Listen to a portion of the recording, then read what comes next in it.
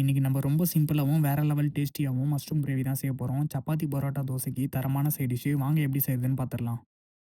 முதல்ல 200 கிராமுக்கு மஷ்ரூமை க்ளீன் பண்ணி கட் பண்ணிவிடுங்க. ஒரு கைப்பிடி கருவேப்பிலை, கொத்தமல்லி, 2 வெங்காயம், 2 தக்காளியை கட் பண்ணி வச்சுக்கோங்க.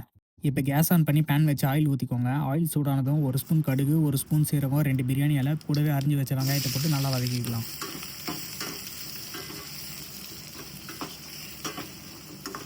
இப்போ அரிஞ்சு வச்ச தக்காளியை சேர்த்து நல்லா வதக்கிக்கலாம். நல்லா வதங்கினதும் 1 ஸ்பூன் இஞ்சி பூண்டு பேஸ்ட் போட்டு பச்சை வாசம் போகிற அளவுக்கு நல்லா வதக்கிக்கோங்க.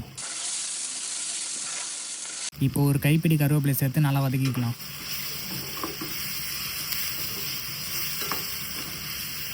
இப்போ மஷ்ரூமை சேர்த்து நல்லா மிக்ஸ் பண்ணி நல்லா வதக்கி விட்டுடலாம்.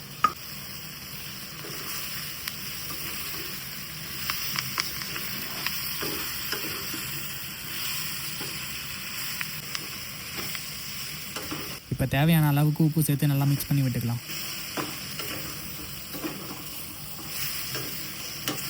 இப்போ 2 ஸ்பூன் வீட்டு மிளகாத்தூள் போட்டுக்கலாம். கூடவே 1/4 ஸ்பூன் மஞ்சத்தூள் போட்டுட்டு நல்லா கிளறி விட்டுக்கலாம். இப்போ 1½ கிளாஸ் அளவுக்கு தண்ணி சேர்த்து மிக்ஸ் பண்ணி தட்டு போட்டு மூடிடலாம். நல்லா கொதிக்கட்டும்.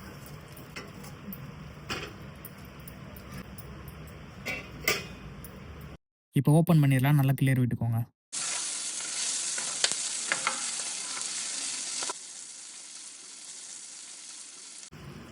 இப்போ ஒரு கைப்பிடி கொத்தமல்லி சேர்த்துட்டு கேஸ் ஆஃப் பண்ணிடலாம். சிம்பிளாகவும் டேஸ்டியாகவும் மஷ்ரூம் கிரேவி ரெடி. இந்த வீடியோ பிடிச்சிருந்தா லைக் பண்ணிவிட்டு நம்ம சேனலை மறக்காமல் சப்ஸ்கிரைப் பண்ணிக்கோங்க.